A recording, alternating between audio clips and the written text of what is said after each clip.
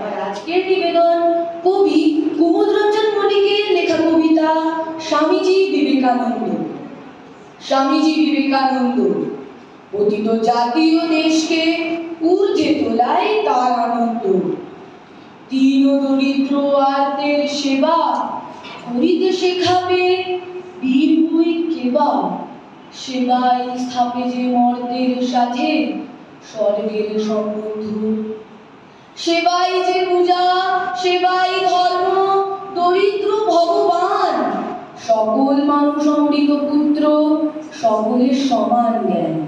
লাঞ্ছিত যারা, বিকৃত যারা, সম্বলহীন যারা সর্বহারা, তুচ্ছ তো নহে তারা দয়ালের সব প্রিয় সন্তান।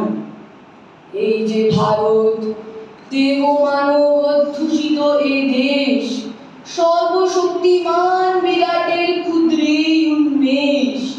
এই দেশ হায় সামান্য নয়, প্রতিঘুলিকা অমৃতময়। প্রতি শিলায়ের, প্রতি কঙ্কর শঙ্কর পরমেশ। ধন্যবাদ।